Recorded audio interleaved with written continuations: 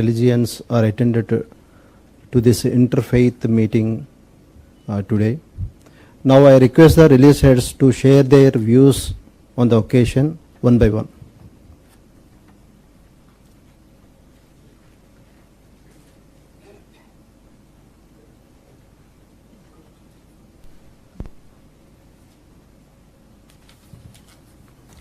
His Excellency Sri Nazir Sir, Honorable Governor of Andhra Pradesh, మన ప్రియతమ ముఖ్యమంత్రి వర్యులు శ్రీ చంద్రబాబు నాయుడు గారు, శ్రీ కె పవన్ కళ్యాణ్ గారు, Honorable Deputy Chief Minister, our great Home Minister శ్రీమతి వి అనిత గారు, K Vijayanand గారు చీఫ్ సెక్రటరీ, శ్రీ హరీష్ కుమార్ గుప్తా గారు director general of police, and all the dignitaries from all the religions, especially Hindu, Muslim, Sikh, Parsi, Jain, etc., even humanists, and all the dignitaries. It is a great time of vigilance that which we have to maintain, especially if we see the context of the religions. We see a different style of peace that which we see in our Andhra Pradesh, especially in our state. We see communal harmony and brotherhood. That's what is the witness that which we have, that we have to continue. I want to mention one word from the words of Jesus. యేసు ప్రభువారు చెప్పిన మాట, నా శాంతిని మీకు అనుగ్రహించి వెళ్తున్నాను, నా శాంతినే మీకు అనుగ్రహిస్తున్నాను, మీ హృదయమును కలవరపడనీయకుడని. మత సామరస్యంతో ఈ దినము గుండెలు భారముతో నిండిన ప్రజలముగా we convey our heartfelt condolences to the deceased families of Pahalgam, especially even our army officers, all the three forces and all the army officers and our police officers who are losing their own dear ones, especially the families that which we have to remember. We salute all the armed forces and all the administrative officers who are protecting our country, giving their lives and even their personal lives. ఈ యొక్క సమయంలో ఒక పాట నాకు గుర్తొస్తుంది, దేశమా భయపడకు ఎప్పుడు జడియకమని.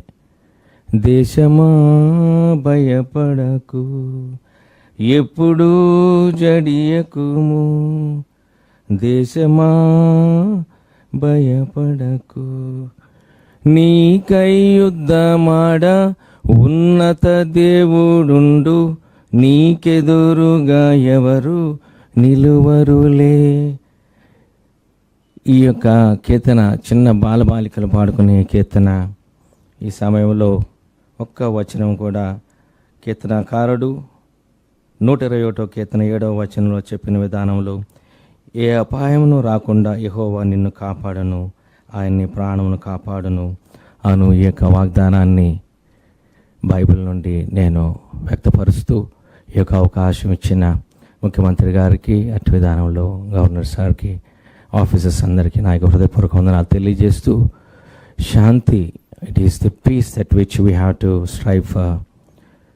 మనం అందరం ప్రార్థన చేయాలి. We are all praying for one God, for the peace of this land. మత సామరస్యంతో, ప్రేమ ఆప్యాయతలతో, ఇతర దేశాలు కూడా మత సామరస్యంతో, శాంతి సమాధానంతో, our neighbouring countries and on our land also we need peace. That's what is what Jesus thinks of. Thank you very much.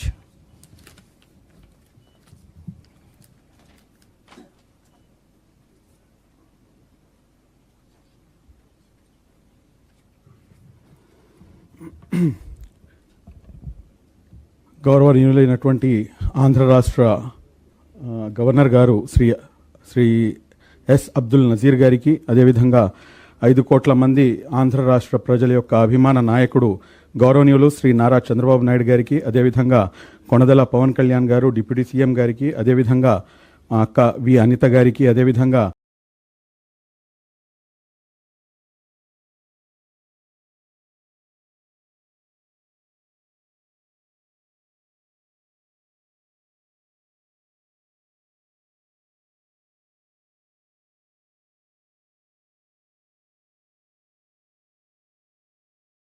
Vijayanath గారు చీఫ్ సెక్రటరీ గారికి, హరీష్ కుమార్ గుప్తా గారు ఐఏఎస్ డీజీపీ గారికి, అదేవిధంగా ఇతర అధికారులందరికీ కూడాను మనస్ఫూర్తిగా నమస్కారములు.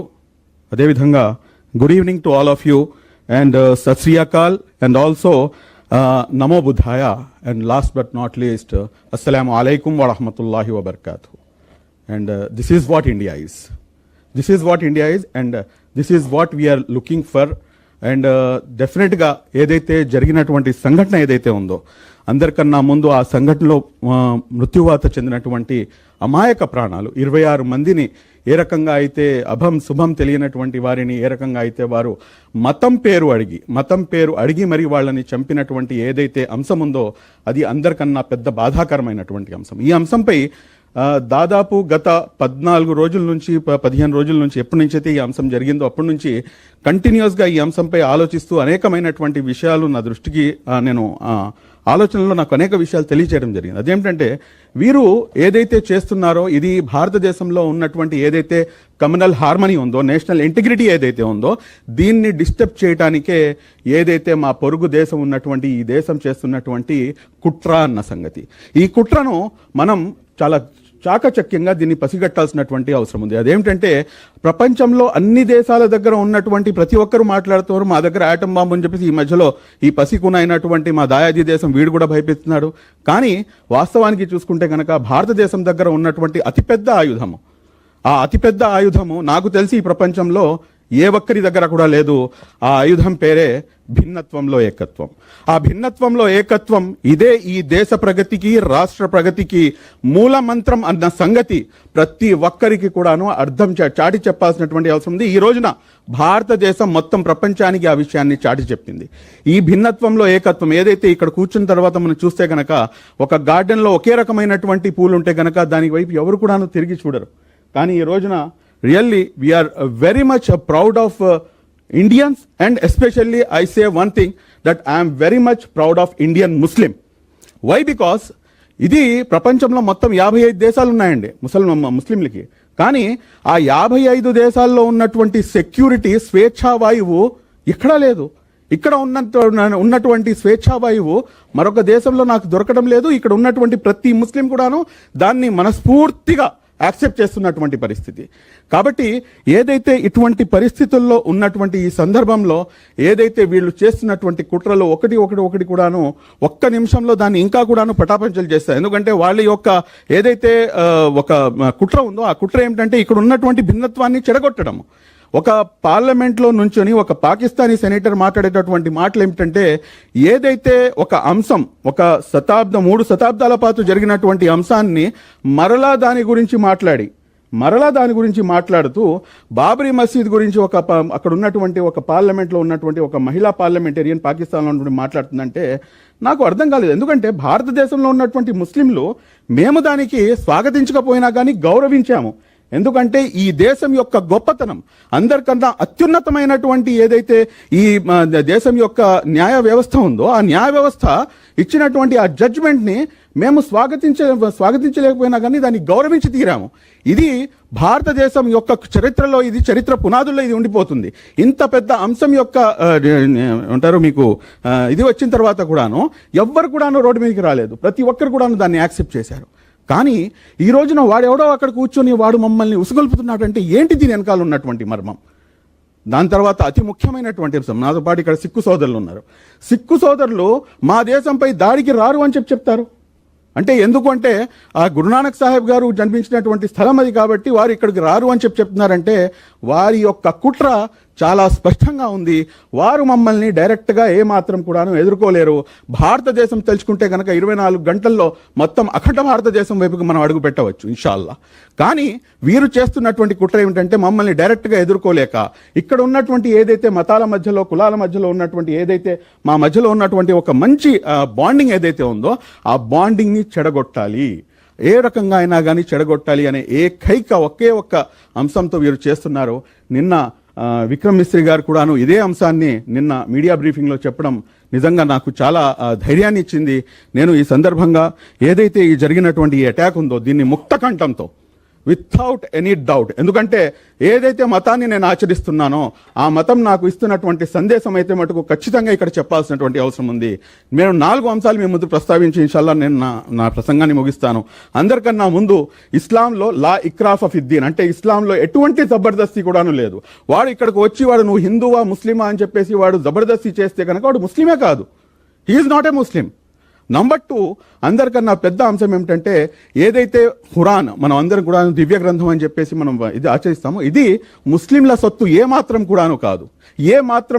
ఇది మొత్తం మానవాళి కోసం ఇది పంపించబడినటువంటి మార్గదర్శకమైనటువంటి గ్రంథం.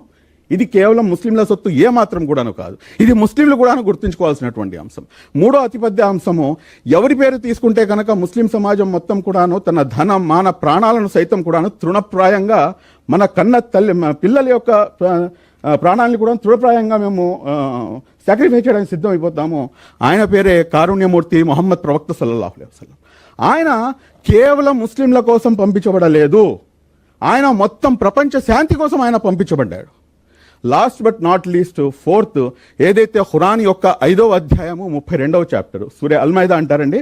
ఆ సూరే అల్మైదాలో ఇచ్చినటువంటి ఏదైతే అంశం ఉందో ఇది మట్టుకు ఖచ్చితంగా ప్రతి భారతీయుడికి తెలియాల్సినటువంటి అంశం. ఎందుకంటే ఒక అమాయకమైనటువంటి ప్రాణాన్ని హరించినటువంటి వ్యక్తి సర్వ మానవుని యొక్క ప్రాణాలను హరించినట్టే. ఒక అమాయకమైనటువంటి ప్రాణాన్ని కాపాడినటువంటి వాడు సర్వ మానవుని యొక్క ప్రాణాలను కాపాడినట్టే అని చెప్పేసి చాలా స్పష్టంగా ఖురాన్ తెలియజేస్తుంది.